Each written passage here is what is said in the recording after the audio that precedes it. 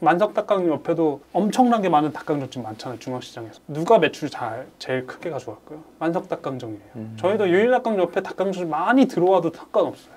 결국엔 가평에서 닭강정 골목이 생겨도 저희는 어차피 우리한테 돌고 돌아 다시 올 거다 라는 확신이 들 정도의 무기나 확신이 있어야지 브랜드가 안정적으로 쭉 가는 거니까 따라오더라도 버틸 수 있는 자신감이나 뭐 그런 것들이 있는 게 참 중요한 것 같아요.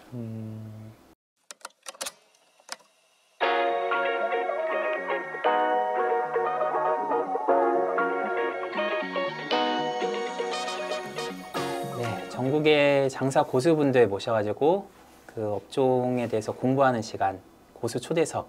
이번 시간에는 경기도 가평의 닭강정 맛집 유일 닭강정의 유병훈 대표님 모셨습니다.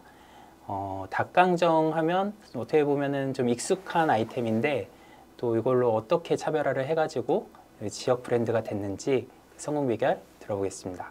대표 안녕하세요. 네, 반갑습니다. 네. 안녕하세요. 제가 그 전에는 이제 미래간의 이승훈 대표님 했었는데 네. 좀 둘 분 나이 비슷하시죠? 30대 초반이시죠? 네, 맞습니다. 네, 이렇게 참 외식업이 세대 교체가 되고 있다는 게 느껴지네요. 네. 자기소개 좀 부탁드릴게요. 네, 경기도 가평에서 파주 닭국수 그리고 유일 닭강정 운영하는 유병훈이라고 합니다. 파주 닭국수랑 유일 닭강정 네, 두 개를 하시네요. 근데 유일 닭강정은 대표님 이제 만드신 오리지널 네. 브랜드고 맞습니다. 파주 닭국수는 프랜차이즈 가맹점을 네. 하시는 건데 50개 정도 가맹점 중에 전국 1등이라고요. 네, 가맹점 중에서 저희 점포가 1년 매출, 뭐 월 매출로 따졌을 때 저희 점포가 1등을 하고 있고 또 가평에서 뭐 치킨, 매장 뭐 다 합쳐도 저희 브랜드가 아마 1등 하고 있는 걸로 알고 있고 네. 그래서 가평 지역에서는 그래도 나름 열심히 사업하고 있는 사람입니다. 되게 가평 토박이세요? 아니요, 토박이는 아니고요. 제가 고향 경기도긴 한데 경기도 여차저차해서 네. 시흥입니다. 시흥인데 네. 정반대로 가셨네요. 네, 맞습니다. 그래서 또 1등 점주의 비결도 한번 또 들어봐야죠. 네, 네. 다 말씀드리겠습니다. 네, 일단 유일 닭강정 얘기부터 하죠. 얘기를 하기 전에 일단 제가 보여드릴 게 닭강정을 갖고 오셨어요. 맛에 자신 있기 때문에 와, 여기 보시면 지금 여기가 이제 닭 껍질 튀김이고 요거는 뭐죠? 이게 프리미엄 닭강정 저희 완전 고급 버전의 네. 닭강정입니다. 요거는 닭다리살로 튀긴 거죠? 네, 100% 국내산 닭다리살로만 만든 거고요. 국내산 닭. 네, 이건 귀하네요. 이거는 요거는 국내산 이것도 닭이고요. 네. 요거는 안심살로 최대한 부드럽게 만들어서 질리지 않게 계속 드실 수 있게 만들었습니다. 여기 보니까 이제 잣이 보이네요. 잣. 네, 네, 여기- 잣 닭강정인가요? 네. 여기 보이는 잣뿐만 아니라 소스에도 잣이 굉장히 많이 들어가거든요. 그래서 무슨 홈쇼핑 같습니다. 네, 100% 국내산 생닭, 닭다리살. 한약 재료도 12가지 들어가요? 네, 소스에 많은 공을 들이고 차별화를 할 수 있는 게 여러 가지가 네. 없다 보니까 닭강정 같은 경우는 소스에 많은 노력을 기울이고 있습니다. 네. 저희 지금 뭐 광고 받고 하는 거 아닙니다. 홈쇼핑 아닙니다. 네, 전화기 내려놓으세요. 네. 그리고 요런 이제 유일 맥주 요것도 이제 오리지널 브랜드인가 봐요. 수제 맥주인가요? 네네. 저희가 직접 만들고 있는 건 아닌데 가평에서 브루어리 하는 대표님이 저희 닭강정을 드셔보시고 저희 닭강정에 맞는 맥주를 한번 만들면 어떻겠냐라고 서로 얘기가 잘 돼서 저희한테 이렇게 만들어주고 계신 수제 맥주입니다. 닭강정 하면은 이제 만석 닭강정 얘기를 안 할 수가 없어요. 그럼요. 네, 그건 진짜 전국으로 막 택배로 팔고. 근데 가서 먹어보니까 진짜 맛있더라고요. 식어서 먹으면 더 맛있다고 하던데 네. 진짜로 맛있었는데 이거는 이제 가평의 만석 닭강정이네요. 저희도 그렇게 성장해야죠. 네. 매출이 얼마 정도 되실까요? 작년 기준으로 한 11억 정도 했고요. 매장 하나에서요? 네네. 하나로 그 정도 했고 그럼 월 매출 한 1억 정도씩 나오시는 거네요? 이게 비수기랑 성수기가 워낙 차이가 크다 보니까 막 이제 한 6월 달부터 한 10월 달까지는 굉장히 매출이 높고 나머지는 좀 낮고 또 저희도 만석 닭강정처럼은 아니지만 그래도 온라인 판매나 또 다른 지역에 이렇게 단체 주문, 공동 구매 플랫폼에서 또 연락이 와서 또 판매하기도 하고 그런 비중들도 좀 있다 보니까 제가 닭강정은 제가 가마로 강정 예전에 이제 프랜차이즈 한창 잘 될 때가 거의 한 6, 7년 된 것 같은데 네. 사실 그때 저도 이제 몇 번 사 먹고는 그 뒤로 잘 안 사 먹었어요.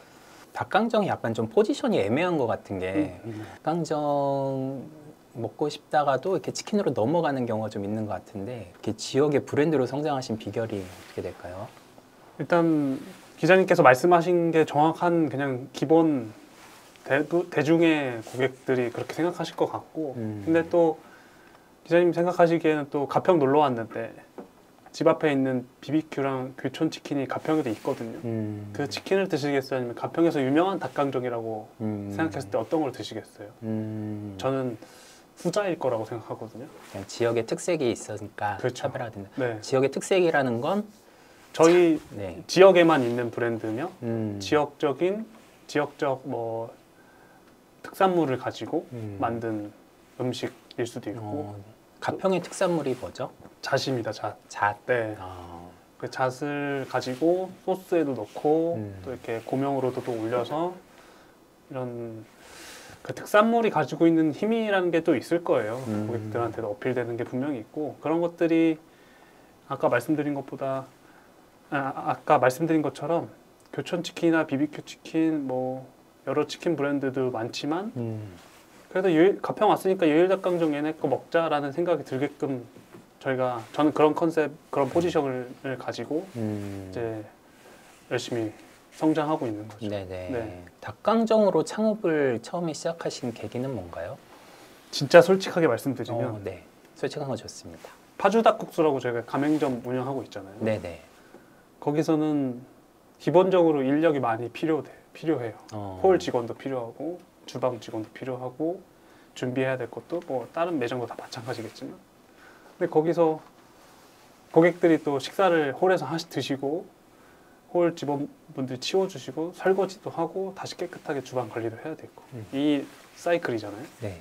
근데 닭강정은 저희 주방에서 열심히 만들어서 고객분들한테 예쁘게 포장해서 드리면 끝이에요. 그러니까 홀 직원이 상주하지 않아도 돼요. 홀도 있어서 드시고 가시는 분들 있거든요. 그거는 잘 없죠. 많이 없으니까. 네네. 테이크아웃 전문인 거죠. 그렇죠. 네. 그러니까 처음에는 이런 생각을 가지고 시작했고 또 가평에 닭강정집 아니면 가평에 놀러 오는 관광객들이 먹어야 될 음식이 뭐 막국수랑 닭갈비 이거 말고 또 다른 건 없을까?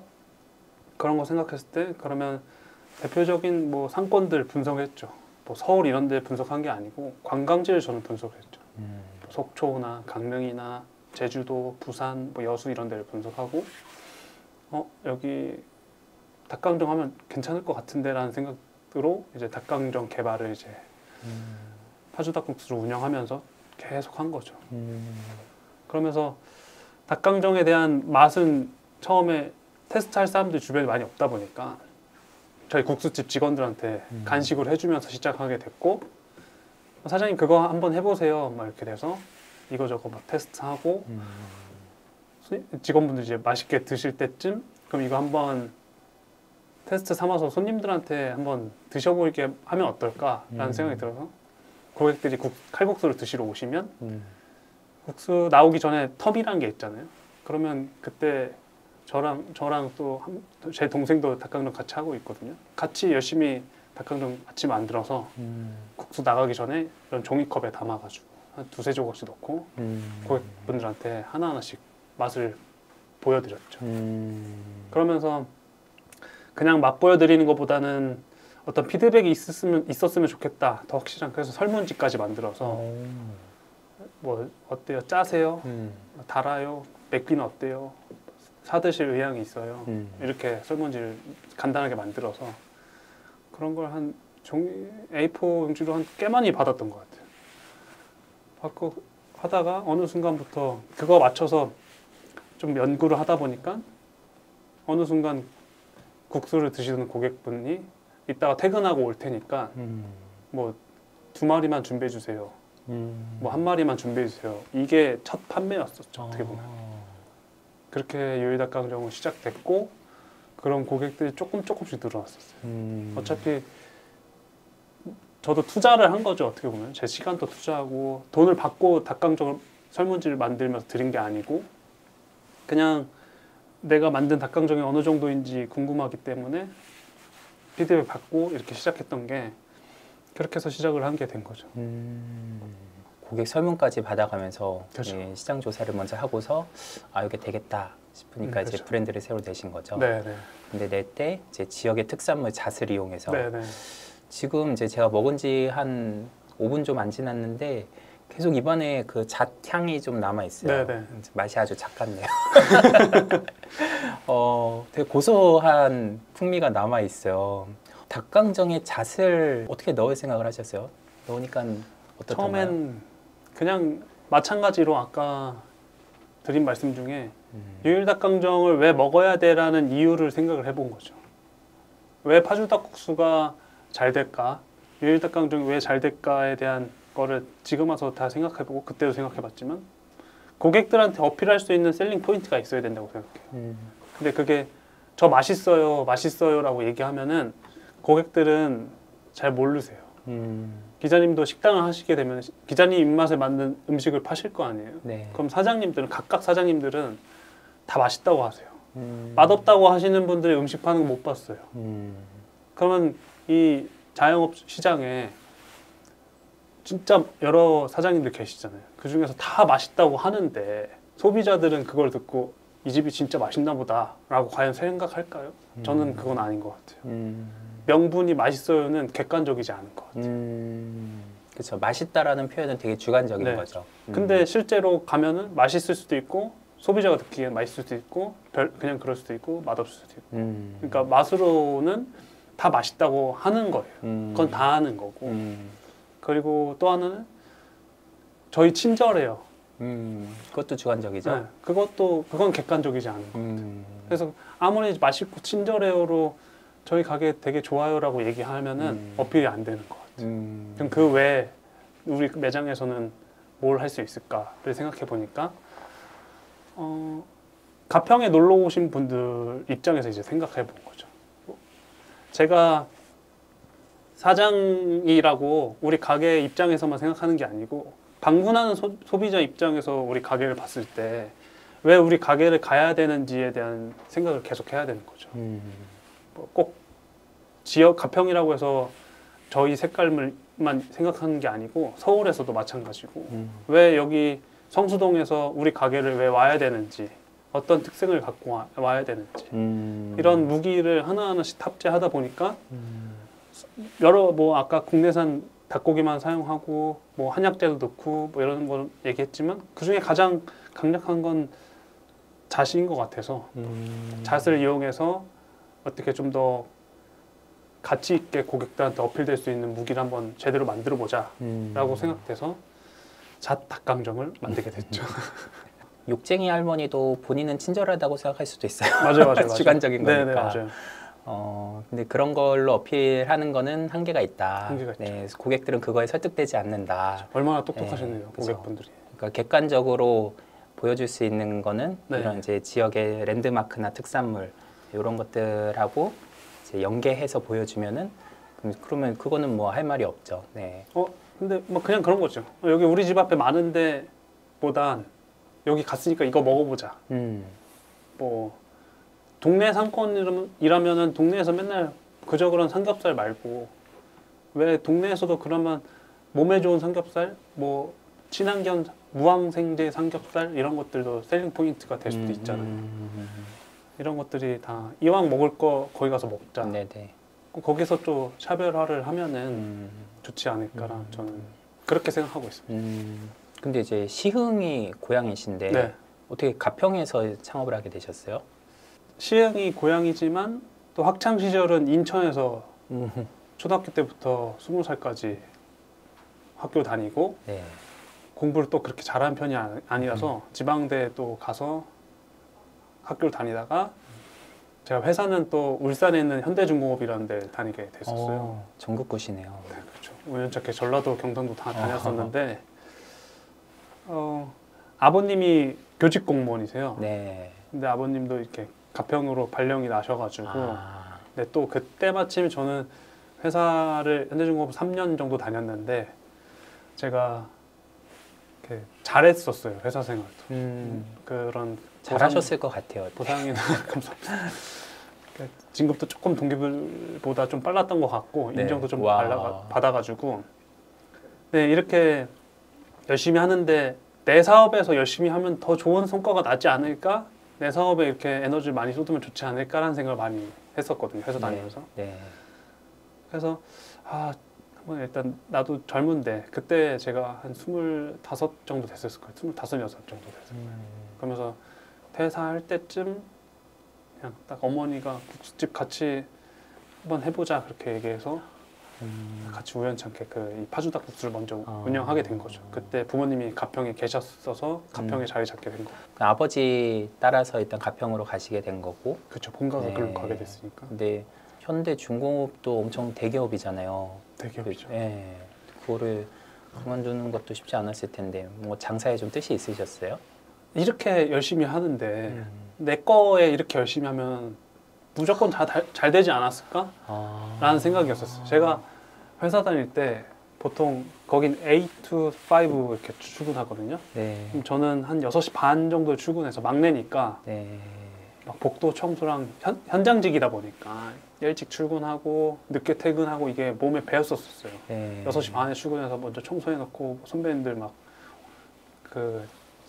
빨래도 회사에서 해주거든요. 작업복 같은 거 그런 거 다 분리해드리고 이런 것들 다 했었고 근데 이런데 내 사업에 이렇게 힘을 더 쏟으면 좋지 않을까라는 생각에 약간 그런 생각이 많았었어요. 젊은 패기도 많았었고 회사에선 에이스라고 조기 진급도 시켜줬는데 그렇죠. 얌전한 고양이 부뚜막에 먼저 올라갔네요. 그러면서 이제 제일 쉽게 도전할 수 있는 게 외직업이잖아요. 사실. 네, 그렇게 해서 시작을 하게 됐죠. 그러면 이제 첫 창업은 그러면 그 국수집으로 네, 창업을 제가 하신 거죠? 네, 자영업 외식업에 노하우가 있던 게 아니니까 일단 가맹점 먼저 하는 게 더 안정적일 거라고 생각해가지고 또 많은 브랜드 저도 먹어보고 경험해봤을 거 아니에요. 어떤 업을 할까 고민하다가 그냥 제가 생각하는 방향은 그때는 잘 몰랐는데 되게 롱런 할 수 있는 거에 대한 생각을 무의식에 갖고 있는 것 같아요. 그냥 유행 따라서 순간 떴다가 확 거품처럼 사라지고 그런 브랜드가 아니고 그냥 우리 일반 고객분들 많이 항상 찾는 음식 그게 한식이겠죠 주로 그런 위주의 브랜드 사업이 좋겠다라고 생각해서 칼국수를 선택한 것 같고 칼국수 중에서도 파주닭국수를 홍보해주고 싶은 생각 없지만 하고 있으니까 아니 가맹이 점주신데 네. 가맹점이지만 조금 더 우리 지역에서 잘 먹힐 수 있는 것들 왜 먹어야 되는지 어필이 될 만한 것들을 그때도 좀 지금 돌아서 생각해보면 그 무게를 이젠 찾아야 된다고 생각하지만 그때는 그냥 이거 그냥 기본 칼국수는 안 될 것 같은데 그래도 조금 더 괜찮은 칼국수 찾아볼까 하다가 이 브랜드를 만나게 된 거였었고 그래서 닭칼국수 집이거든요. 네. 닭칼국수라고 막 닭고기를 찢어서 올려주는 게 아니고 닭 반마리를 그냥 통으로 올려서 그냥 주는 닭칼국수 집이라서 비주얼이나 맛이나 이런 것들도 좀 차별점이 있다고 생각돼서 시작을 하게 됐죠. 맛도 있었고 보통 닭 다리를 통으로 이렇게 올려주는 경우는 있는데 네. 반마리를 네네. 올려준다고요? 가슴살, 날개 다 있고 거기에 또 고명으로 네.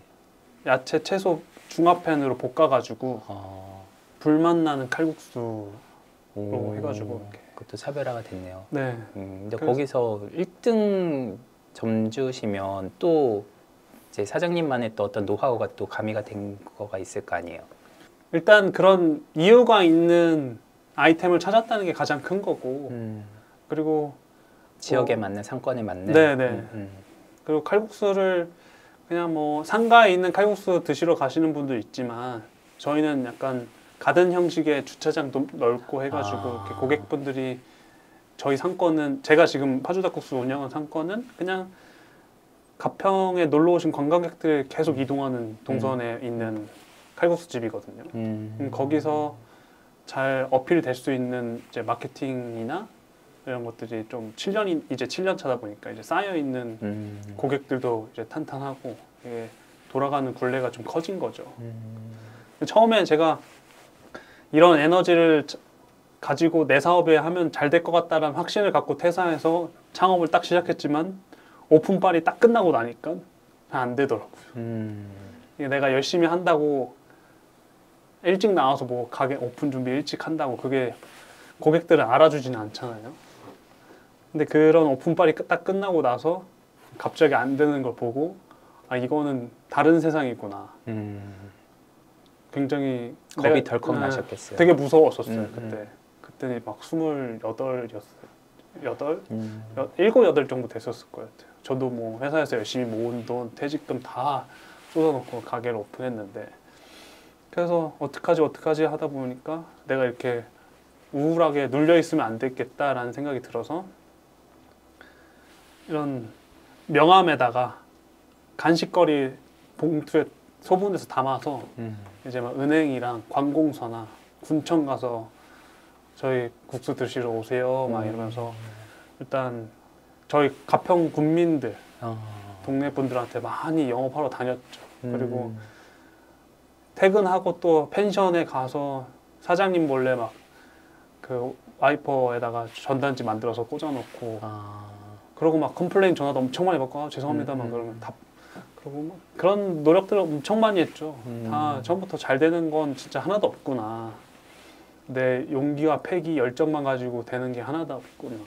그러니까 그렇게 하면서 뭐 조금씩 손님들이 오시고 또 정성을 다해 고객들 응대하고 또 맛도 맛있고 이런 것들에 대한 고객들 만족이 조금씩 올라가고 방문하시는 분들도 결국 늘다 보니까 선순환이 조금씩 되더라고요. 그러면 그 파주 닭국수 네. 매출이 얼마나 되세요? 그건 작년에 한 7억 5천 정도 했을 거예요. 그것도 한 월 매출 6천 이상 나오는 거네요. 네, 올해는 아마 더 오를 것 같고 네, 코로나 때 참 힘들었지만 그래도 고객들한테는 어필이 잘 된 탄탄한 것도 매장인 것 같아서 이제는 조금 고객들 만족과 우리 직원들 만족도 같이 줄 수 있는 안정적인 매장을 유일닭강정도 마찬가지고 더 함께 오래 갈 수 있는 매장으로 더 성장시키려고 그쪽에도 많이 힘을 쓰고 있습니다. 가평에서 창업하신 지가 한 7, 8년 되신 거죠? 네네. 죄송합니다. 지금 배달 주문 온 거예요? 역시 1등 점주는 다릅니다. 그렇죠. 8년은 아니고요. 7년 차입니다. 7년 차. 그럼 이제 가평이 뭐 제2의 고향이 되신 걸 텐데 그렇죠. 그 가평은 좀 휴양지 상권이죠? 네, 그렇죠. 네, 좀 주말 MT 많이 가고 맞습니다. 데이트 많이 가고 드라이브 많이 가고 네, 맞습니다. 그거에 좀 맞는 아이템들인 것 같네요. 보니까 닭강정이랑 닭국수가 그렇죠. 그렇게 지금처럼 이렇게 좀 초보 딱지 이제 떼서 이제 뒤돌아서 보니까 진짜 운이 좋았다. 어떻게 보면은 뭐 이 상권에는 그냥 뭐가 잘 될지 진짜 이제는 좀 다 보이지만 그때는 그냥 덜컥덜컥한 것 같은데 지금은 생각해 보면 진짜 참 운 좋게 잘 선택한 것 같다. 이런 생각은 들죠. 그 코로나 기간 때 일본에서 가라아게 프랜차이즈가 엄청 많이 생겼대요. 네. 거의 몇천 개가 늘어났대요. 가맹점이. 네. 그게 닭강정이랑 비슷하잖아요. 맞아요. 네, 그게 딱 포장이 용이하고, 그러니까 매장 홀에서 먹는 사람들이 잘 없었으니까 코로나 때는. 네. 그래서 또 이제 사갈 때 이제 가족 것까지 사가더라. 그래서 객단가도 높고, 그거랑 좀 뭐 비슷한 성공 요인인 맞습니다. 것 같아요. 저는 앞으로 2개 매장이 시간이 가면 갈수록 조금씩 더 그런 스노우볼 효과라고 하죠. 좀 더 시간이 지나면 좀 더 큰 고객들을 만나고 저희는 최선을 다해서 음식을 드리고 이런 것들이 만족한다면 결국에는 시간이 지나면 지날수록 더 잘 될 수 있는 매장으로 갈 것 같다라는 생각을 좀 하거든요. 결국에는 재방문 고객들이 계속 있느냐 없느냐가 굉장히 중요한 것 같더라고요. 자영업 하면서. 그러니까 지금 당장에 그 고객이 몇 분을 더 데리고 올지 모르는 고객이니까 이 뒤에 있는 고객들을 생각했을 때 직원분들한테도 항상 강조드리는 게 고객이 다시 올 수 있을까를 고민했을 때 컴플레인 상황이든 좋은 일이든 결국에 다시 돌아올 수 있게 대접하고 응대해달라고 항상 강조하거든요. 그래야지 그분들이 뭐 음식 하다가 머리카락 나올 수도 있고 무슨 불만 사항도 나올 수 있잖아요. 근데 그런 걸 죄송합니다. 얼른 다시 해드릴게요. 아니면 거의 일행분들 다 드셔서 됐어요. 안 먹을래요. 그러면 계산 안 해드리고 뭐 서비스로 또 뭐 갖다 드리고 당연한 거지만 그거를 당장 그 테이블에서 나오는 이익이 사장님들은 바로 그냥 계산이 돼버려요. 이제 국수 몇 그릇 팔았고 사이드로 뭐 먹었니 안 먹었니 해서 이제 이 테이블에서는 한 몇만 원 남겠네. 여기서 또 그쵸. 어떻게 이게 계산이 빨리 되는데 그걸 참고 그냥 이 고객들이 만족하고 가면은 결국 다시 와서 다시 팔아줄 수 있는 분들이니까. 그래요? 이게 휴양지 관광지 상권이면 약간은 뜨내기 손님 아니에요? 그렇게 하신 하나요? 분들은 내년이 없죠. 아, 저는 내년에 올해만 또 보고 오더라? 뭐 100%다 내년에 다 오신다는 게 아니고 2, 3년 뒤에 오실 수도 있는 거예요. 그렇죠. 네.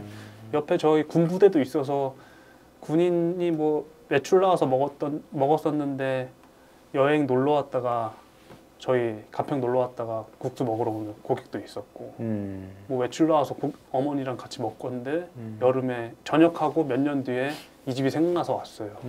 결국에는 장사는 1, 2년 하고 끝날 게 아니란 말이죠. 결국에는 좋든 싫든 내가 살려면 계속 하잖아요, 영업을. 그러니까 그 영업이 길게 가려면 길게 오래된 집들이 유리하잖아요. 고객들도 많고. 그런 것들이 지금부터 잘 쌓아놓고 관광지고 뭐 주거 상권이고 오피스 상권이 결국에는 다시 방문을 해야지 유지가 되는 거. 항상 신규 손님만 받는다. 이거는 더 잘 되는 고객, 더 잘 되는 매장을 할 수 있는 걸 다 내가 발로 차내는 거죠. 그 관광지 상권의 손님도 네, 다시 올 수 있다. 1년이든 2년이든 언젠가 또 온다. 무조건 다시 옵니다.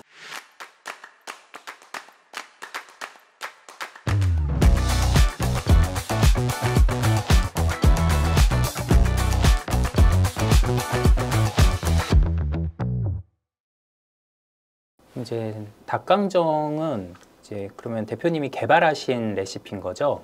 네, 제가 개발했죠. 뭐 기존의 닭강정하고 좀 차별화하신 게 뭐 잣 말고 또 어떤 게 있을까요? 저희가 운 좋게 방송을 한번 나가서 좀 많이 어필됐던 부분도 있긴 한데 저희가 소스 만드는 거를 되게 고객분들한테 많이 어필하고 있어요.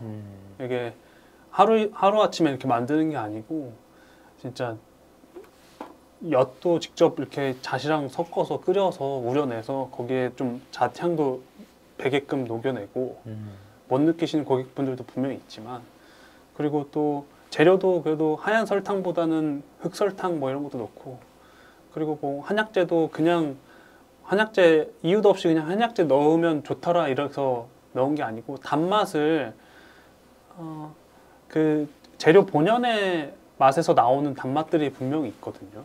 한약재에서 단맛을 내는 것들도 있죠. 있고. 네. 그 국내산 닭을 쓰시면 네. 제가 잘 몰라서 그런데 네. 수입산 닭이랑 원가 차이가 얼마나 나나요?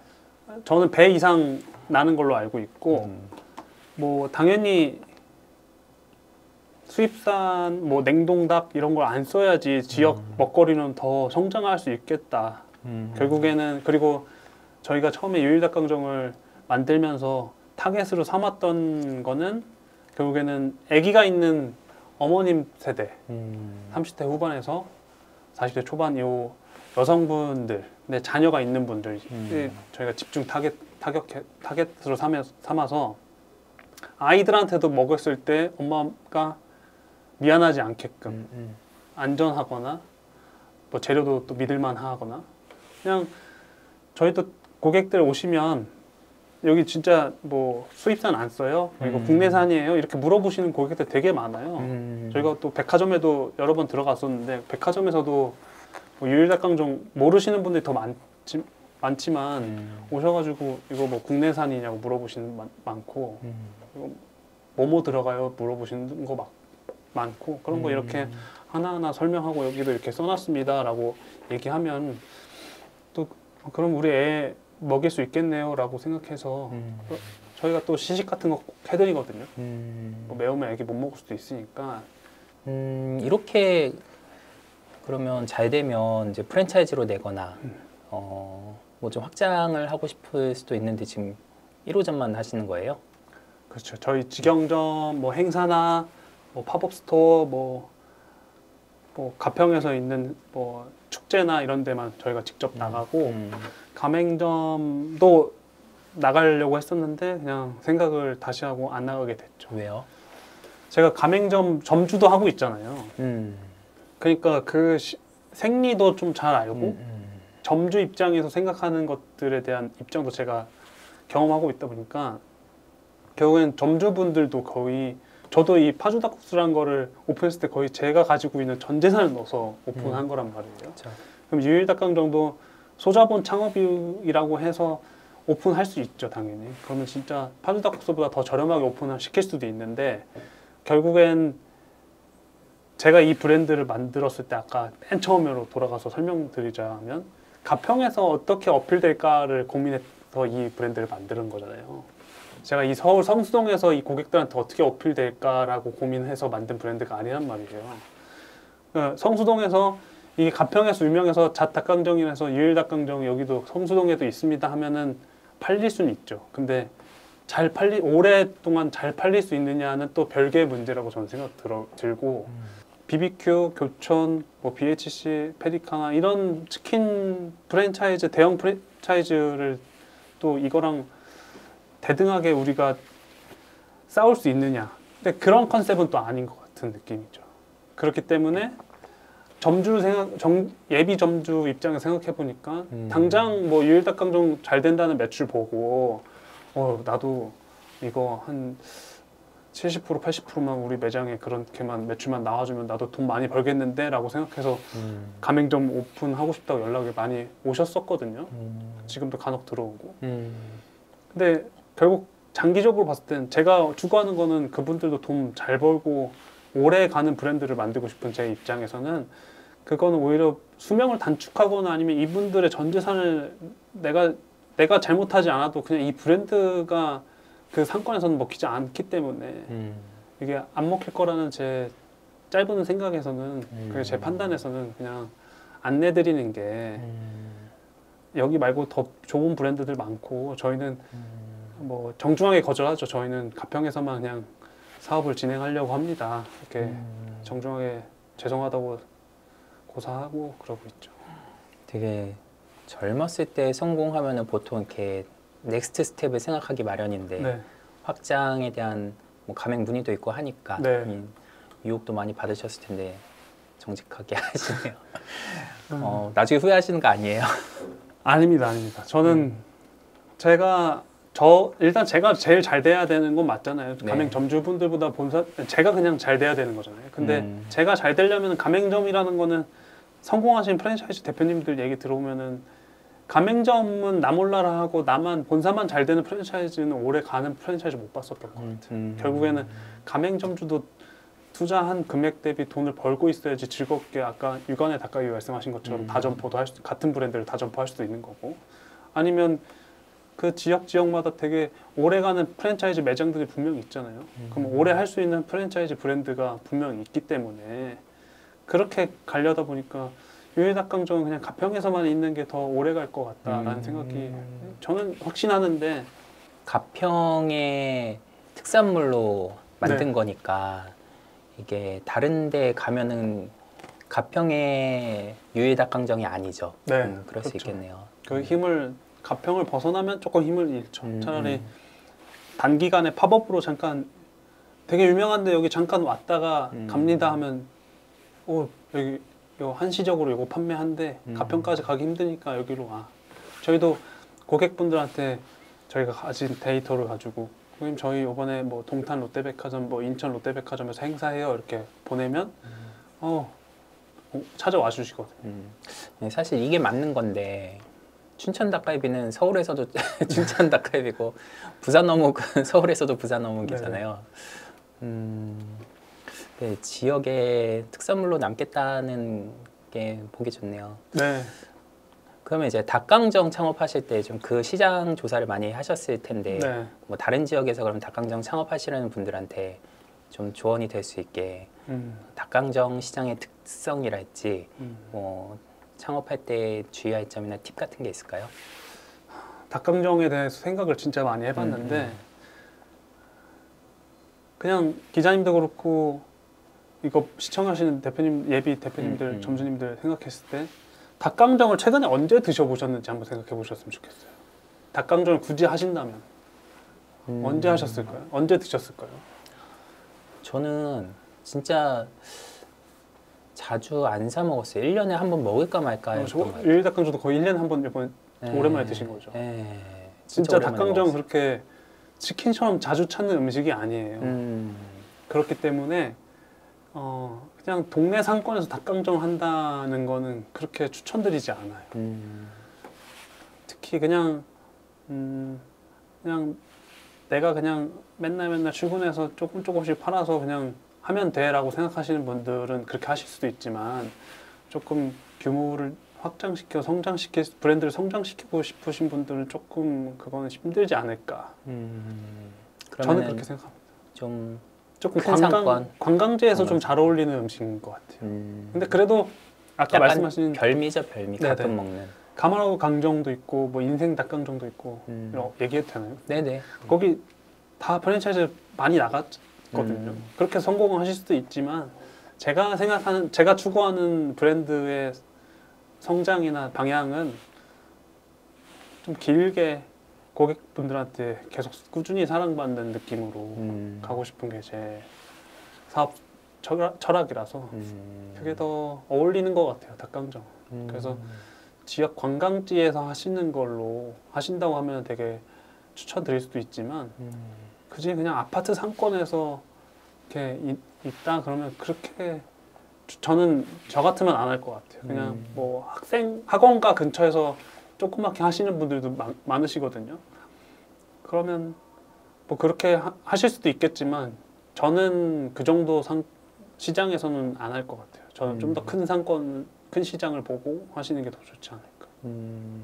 요즘 약과가 유행이래요. 네네, 알고 있습니다. 네, 그래서 약과도 베리에이션을 주더라고요. 네. 뭐 녹차 약과, 뭐 무슨 현미 약과 막 이런 것도 나오던데 네. 닭강정도 좀 베리에이션이 아직은 덜 된 아이템 아닌가. 맞아요. 그래서 지역 특산물로 지금 뭐 잣으로 하셨으니까 다른 지역의 특산물로 또 베리에이션을 주면은 또 그거는 가서 먹어볼 명분이 생길 것 같네요. 그렇죠. 그런 것들이 그 매장에 무기가 하나씩 장착이 되는 거겠죠. 거기서 조금 더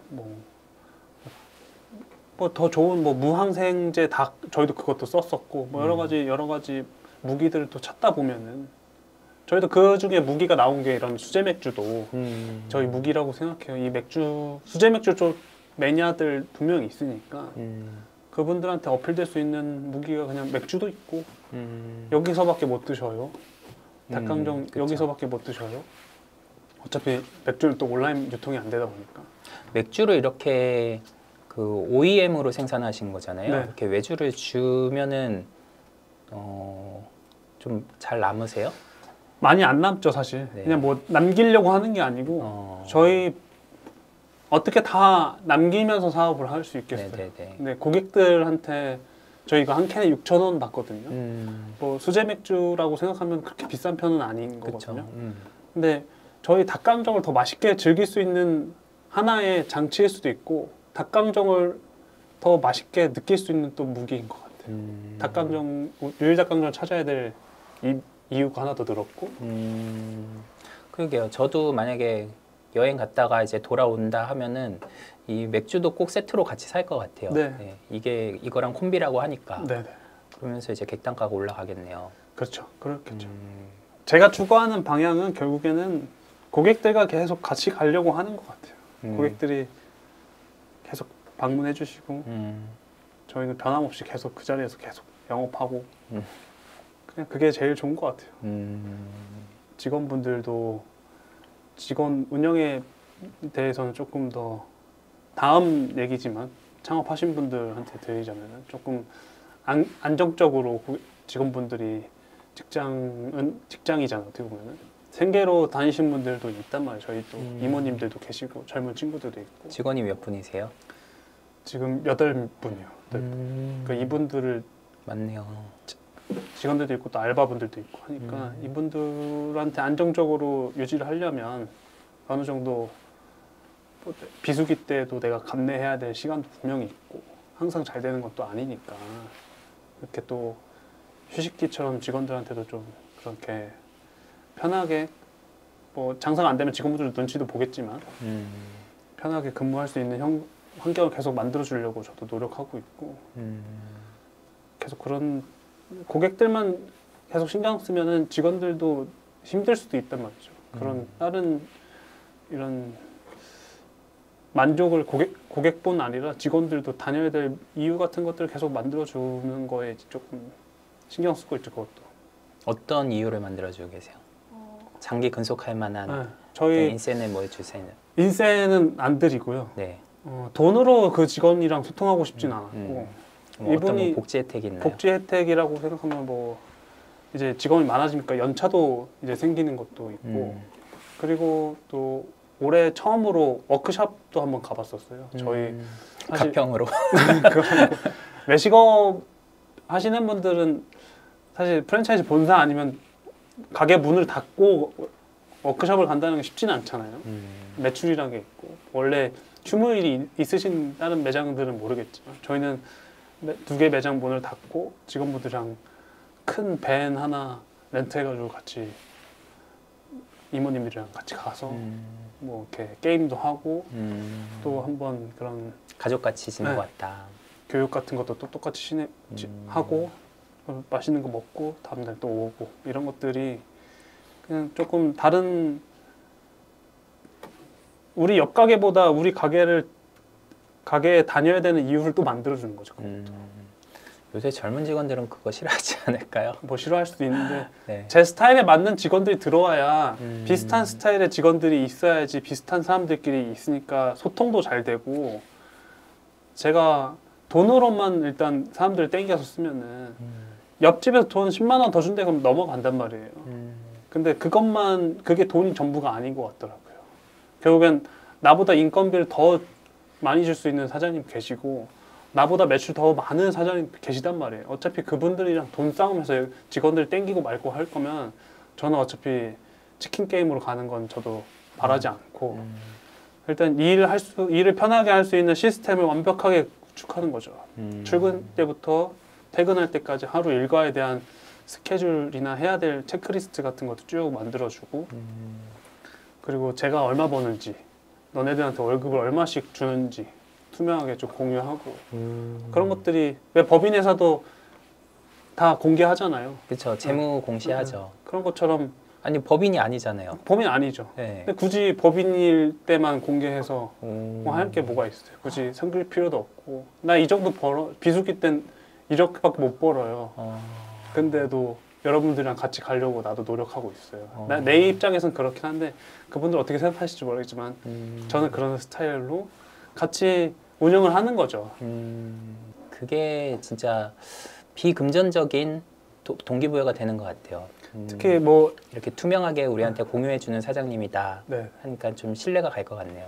그리고 젊은 친구들도 많단 말이에요. 저의 한 5살부터 차이 나는 친구들이 있는데 그 친구들도 결국에는 저보다 더 잘 될 수 있는 뭐 외식업 사장님이 될 수 있는 친구들이란 말이에요. 결국에는 이 사람들도 외식업을 하려고 목돈을 모으기 위해서 저희 가게를 다닐 수도 있고 아니면 제가 운영을 가평에서 조금 한다고 좀 아니까 그 친구들도 이 장되는 매장에서 배울 게 있으면 좀 뽑아가야지 라고 그런 이유로 결국 오는 거니까 그렇죠. 배울 게 있어야지. 그런 배울 것들에 성장하는 대한 거죠. 것들도 네.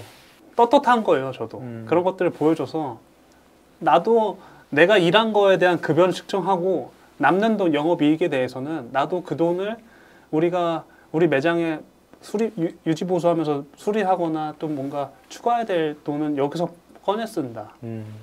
마치 작은 법인처럼 저도 운영하고 싶은 거예요. 그래서 투명하게 돈을 뭐 점장님이나 매장 다 점장님들이 다 그걸 써주시거든요. 뭐 수리했다 그러면 그 수리 내역의 비용 같은 걸 다 손익계산서에 입력하고. 근데 그 돈은 회사 가게 돈에서 꺼내 쓰는 거고 저도 월급 300만 원 가져간다고 측정하고 있거든요. 많이 안 가져가시네요. 150만 원, 150만 원. 그 나도 이걸로 내가 생활하는 거고 여기 목돈 쌓인 돈은 뭐 새로운 매장을 내거나 그럴 때 또 필요한 돈이라서 나도 안 건들고 나도 이런 거 쓰고 싶은 마음 없다. 이런 식으로 생각하기 때문에 그런 것들이 근속해 주는데 도움이 된 것 같아요. 어떻게 보면. 그러니까 이모님들 입장에서는 여기 퇴직금 확실히 주겠다. 이 사람이 돈이 있는지 없는지는 돈을 허튼 때 안 쓰는구나.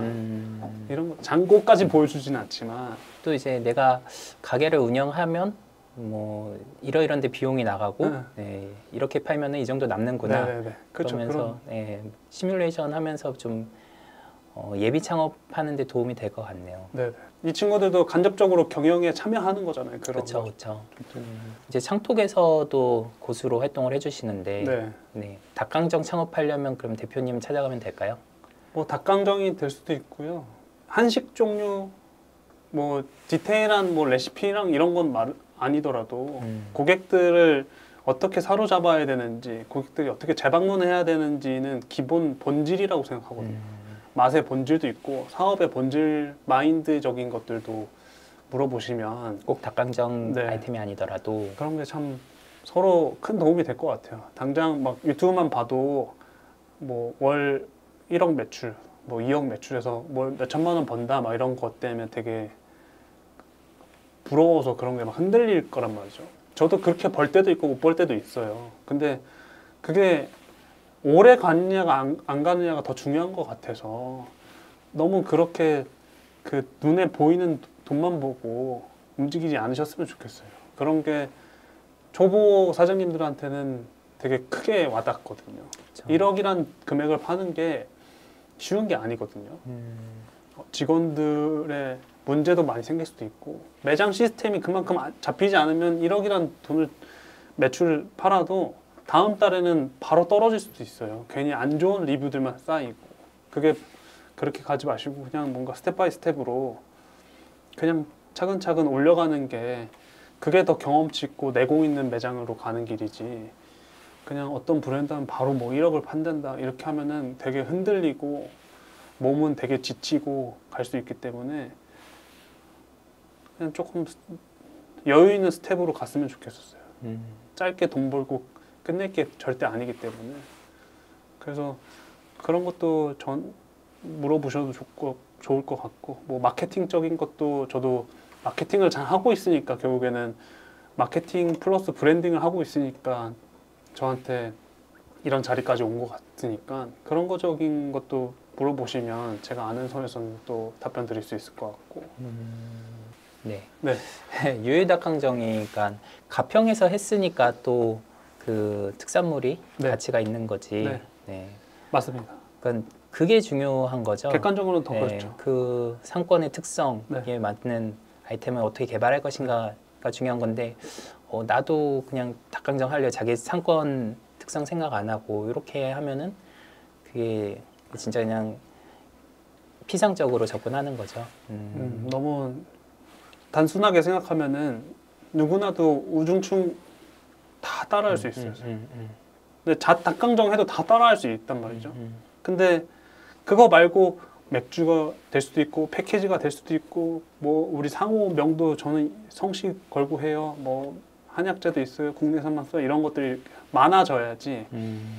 유일닭강정, 만석닭강정 옆에도 엄청나게 많은 닭강정집 많잖아요. 중앙시장에서. 맞아요. 근데 누가 매출 제일 크게 가져갈까요? 만석닭강정이에요. 저희도 유일닭강정 옆에 닭강정이 많이 들어와도 상관없어요. 결국엔 가평에서 닭강정 골목이 생겨도 저희는 어차피 우리한테 돌고 돌아 다시 올 거다 라는 확신이 들 정도의 무기나 확신이 있어야지 브랜드가 안정적으로 쭉 가는 거니까 그렇게 생각해요. 뭐 따라오더라도 버틸 수 있는 자신감이나 뭐 그런 것들이 있는 게 참 중요한 것 같아요.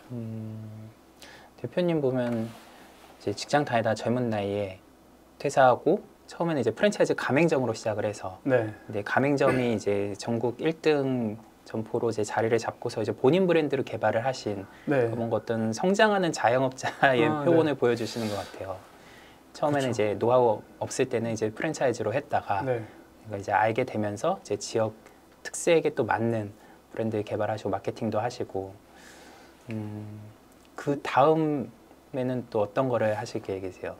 되게 직원분들한테도 동기부여의 연장선에서 제안 같은 걸 좀 많이 해달라고 하거든요. 매장 내 제안일 수도 있고 다음 사업의 제안일 수도 있고 왜 회사에서도 제안서를 써야지 성장한다고 하잖아요. 네. 뭐 엄청 뭐 대단한 뭐 PPT라도 받아서 제안하는 게 아니고 그냥 한 문장에 대표님, 사장님 이거 어때요? 이렇게 던지더라도 제안 한번 그런 머리 써야지 너네도 성장한다 생각해서 그런 제안들 많이 생각하고 저도 계속 생각하겠지만 일단 유일한 브랜드가 잣이랑 잘 어울리는 브랜드를 더 성장시키는 게 더 좋을 것 같아요. 닭강정으로 시작했지만 또 유일 닭강정 아니면 유일 푸드라는 법인이 만약에 된다고 했을 때 이 유일 법인에서 만드는 잣을 가지고 만드는 음식들은 얘는 잣의 이해도가 높아. 그래서 뭐 여러 가지 아이템 나올 수도 있죠. 뭐 닭갈비, 막국수, 뭐 순댓국 여러 가지 만들 수도 있지만 어울리게 만드는 게 저희 몫이고 그렇게 해서 유일한 브랜드는 가평에서는 인정받는 브랜드로 잣을 가지고 음식을 만드는데 얘는 잘 만든다. 그렇게 잘 만들어서 뭐 그렇게 성장시키는 게 그것도 또 오래 갈 수 있는 무기가 되거든요. 그렇게 되면 또 유일이란 브랜드 가평에서 되게 인지도 쌓여서 유일이 보증하는 식당들 같은 것들도 결국에 성장할 수 있지 않을까 최종적으로는. 그러니까 계속 가평의 특색, 잣을 중심으로 네. 확장을 해 나가려는 계획이시네요. 네네. 그게 유일 닭강정은 가야 될 방향인 것 같아요. 그래서 여기 보이는 여기 관광지에도 저희 직영점을 더 내고 싶은 마음도 있고 얘기되고 있는 데도 있고 해서 그런 인지도로 브랜딩을 차근차근 쌓아놓고 뭐 만석 닭강정이 우리나라 1등 닭강정이라고 하지만 뭐 하루아침에 뭐 2, 3년 만에 되는 건 아니잖아요. 되게 오래된 10년 이상 된 거잖아요. 그러니까 저도 그런 긴 텀을 가지고 하나하나씩 지금 차근차근히 간다면 결국에는 그렇게 다 될 것 같아요. 된다고 생각하고 저도 방향을 잡고 가고 있고 그렇게 해야지 또 지역 주민들도 인정해주고 저희도 뭐 제 자랑하는 건 아니지만 지역 분들께 많이 나눔이나 기부 같은 것도 계속 하고 있는 이유 중 하나가 유일 닭강정은 지역 분들이 먼저 인정해 주셨으니까 성장한 거거든요. 지역 분들 뭐 펜션 사장님들 될 수도 있고 마트 직원 아줌마들도 될 수도 있고 뭐 맞은편에 있던 다이소 이모님들한테도 닭강정 이렇게 드셔보세요 드리고 사러 오시고 뭐 관광객들이 와서 여기 맛있는 데 갈 만한 데 있어요? 그러면 여기 유일 닭강정 가세요 막 이렇게 해서 입소문이 확 퍼지게 된 거거든요. 결국엔 가평분들이 인정해 주셔야지 저희가 성장이 계속 지속 가능하니까 저희도 그런 성장 지속 가능하려면 지역분들한테 계속 좋은 이미지와 좋은 신뢰관계를 쌓는 것도 제가 이렇게 뭔가 기부하고 이렇게 도와드리는 것도 그거의 하나의 일종의 유대관계를 계속 유지하는 거지 않을까라는 생각도 하고 있어서 지역 브랜드를 잘 성장시키는 게 제가 하고 싶은 방향인 것 같아요. 저는 이제 그렇게 생각해요. 그 로컬 크리에이터 요새 이제 많이 강조하는데 로컬 크리에이터가 3명만 있어도 한 상권을 살릴 수 있고 30명이 있으면 한 도시를 살릴 수 있고 300명이 있으면 한 나라의 관광 산업을 일으킬 수 있다고 보거든요. 대표님 같은 분을 오늘 뵙게 돼서 너무 반갑고 지역마다 다 좀 대표님 같은 분들이 많이 일어나시면 좋겠네요. 네, 열심히 하겠습니다. 많이 창톡에서 그 노하우를 네. 알려주시죠. 네, 알겠습니다. 우리 동네에서 유일 닭강정 같은 존재가 되고 싶다 하시는 분들은 창톡에서 유병훈 대표님을 찾으시기 바랍니다. 네. 감사합니다. 끝으로 뭐 강조하시고 싶은 말씀. 자영업이 참 힘들고 어려운 것 같아요. 근데 참 쉽게 들어오는 시장인 것 같아요. 근데 보면 볼수록 저도 이제 7년 차를 맞이해서 보면은 되게 점점 잘하시는 분들이 점점 많아지는 것 같아요. 근데 거기서 또 살아남으려면은 실제로 보기 전에는 모르겠지만 되게 많은 고민을 하고 들어오시는 분들이 많거든요. 그리고 또 어느 정도 또 잘하시는 분들은 이 하나 브랜드만 하고 있는 분들이 아니거든요. 알고 보면 또 그분이 이것도 하셔 뭐 이런 것들이 많아서 되게 고민을 많이 하고 진심을 다해 고객들한테 다가가는 마음으로 고객을 위한 매장이 돼야지 고객분들이 선택을 해주실 것 같아요. 너무 내 위주로 나 돈 많이 벌어야지. 돈은 결국엔 고객분들이 많아지면 나중에 벌 수 있을 구조가 나중에 바뀔 수도 있을 것 같아요. 그건 계속 피벗하면서 개선하고 또 최적화하고 이러면서 돈은 그때도 계속 벌 수 있고 어차피 직장 생활 해도 50대, 60대까지 하실 거였고 지금 제 나이 또래 분들도 있겠지만 40, 50대 선배님들도 계시겠지만 그분들도 결국에는 1년에 해서 돈 바싹 벌고 빠져야겠다라는 생각으로 들어오면은 안 된단 말이에요. 그렇게 돈을 벌지도 못하더라고요. 그러니까 조금 계속 강조드리지만 조금 공부도 많이 하시고 고객들한테 어필될 수 있는 무기들을 많이 장착하시고 너무 조급하게 생각 안 하시고 딱 들어오셨으면 좋겠어요. 그런 것들을 많이 뭐 저한테 꼭 창톡을 통해서 저한테 어필하는 뭐 문의 달라는 말이 아니고 네. 많은 사장님들 주변에 장사 잘 되는 매장 사장님들한테 바카스라도 가지고 뭐 아니면 가맹점을 알아보실 때 그 브랜드 사장님들한테 점주님한테 찾아가서 상담도 해보시고 이런 것들 좀 많았으면 좋겠어요. 그런 게 결국에는 그게 더 아끼는 거고 빨리 한다고 해서 빨리 당장 내일부터 매출이 일어나서 나한테 돈이 들어올 수는 있지만 그게 나중에 전력 질주에서 끝나는 시장이 아니고 마라톤이잖아요. 완주는 해야 될 거 아니에요. 제가 뭐 연금 은퇴해서 쓸 돈이 생길 때까지는 벌어야 되는 거니까. 그럼 그때까지 잘 버틸 수 있느냐는 마라톤을 계속 꾸준히 잘 달릴 수 있느냐가 제일 중요하기 때문에 그런 고민이나 상담 같은 거를 좀 많이 알아보시고 하셨으면 좋겠어요. 그게 더 나중에 되면 더 뒤돌아봤을 때 더 좋지 않을까. 제 친구들도 중도 탈락하신 친구들도 있고 그러다 보니까 창업이 참 쉽지가 않죠. 아니, 쉬워요. 창업은 쉬운데 성공하는 게 성공하는 어렵죠. 건 네. 쉽지 않은 것 같아요. 네, 마라톤이다 생각하고 네, 네, 잘 준비해서 하셔야겠네요. 네, 맞습니다. 이렇게 좀 지역별로 또 이제 특색을 살려서 창업을 성공하신 그런 장사 고수분들의 출연을 기다립니다. 광주의 유병훈이다, 부산의 유병훈이다 하시는 분들 있으면 그 고수 초대석 열려 있으니까 지원해 주시고요. 오늘 제가 여태 진행한 것 중에 제일 편하게 진행했던 것 같아요. 아마 네, 그 시청자분들도 느끼셨을 것 같은데 너무 이렇게 솔직하게 얘기를 해주셔가지고 저도 제 얘기 좀 많이 하고 이렇게 많이 공유해 주셔서 오늘 너무 감사합니다. 감사합니다. 네, 다음에 또 더 잘 돼서 네, 또 다시 모시겠습니다. 네, 네, 알겠습니다. 감사합니다. 감사합니다.